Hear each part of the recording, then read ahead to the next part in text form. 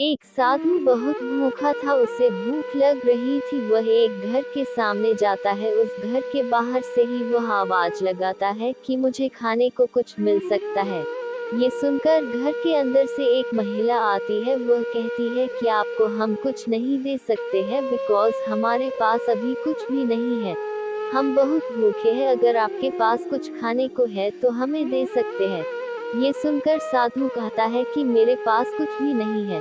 अगर तुम्हारे पास खाने को कुछ नहीं है तो तुम्हारे जीवन में ये परेशानी दूर हो जाएगी, यह मेरा आशीर्वाद है। वह साधु आगे चला जाता है।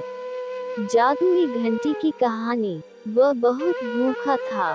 घर के अंदर से उसका पति बाहर आता है। वह कहता है कि कौन आया था।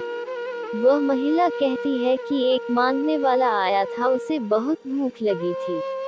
मैंने कह दिया कि हमारे पास कुछ भी नहीं है। पति ने जब ये सुना तो वह कहने लगा कि ऐसा नहीं कहना चाहिए था, वह बहुत भूखा था, उसे खाना देना चाहिए था।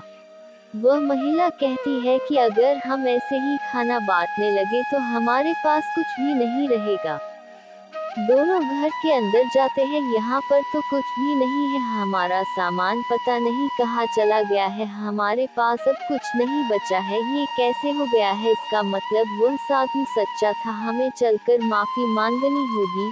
वह दोनों पति और पत्नी उस साधु को खोजने जाते हैं, बिकॉज अब उनके पास कुछ भी नहीं था। बहुत देखने पर उन्हें एक आदमी मिलता है। वह कहता है कि जिसे आप खोज रहे हैं वह अभी अभी इस रास्ते से गया है। वह साधु नहीं मिल पाया। वह दोनों उसी रास्ते पर जाते हैं, बट अभी तक उन्हें वह साधु नहीं मिल पाया है। उन दोनों की नजर एक पेड़ पर जाती है। उस जगह पर वह साधु जी बैठे थे। वह दोनों कहते हैं कि हमें माफ कर दीजिए, हमसे गलती हो गई है, हम आपको पहचान नहीं पाए थे।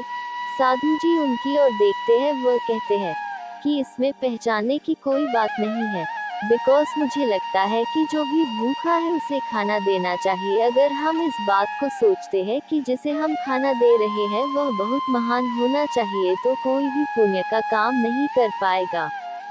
अगर हम सिर्फ अपने बारे में सोचते हैं तो यह अच्छी बात नहीं है। उसके बाद वह साधु जी कहते हैं कि अब तुम घर जा सकते हो, तुम्हारा सामान घर में आ गया है। आगे से इस बात का ध्यान रखना होगा कि तुम्हें सभी की सेवा करनी है। उस दिन के बाद उनके घर से कोई भी खाली नहीं गया था। जीवन में परेशानी आती है, बट उनका समाधान भी हमारे पास होता है।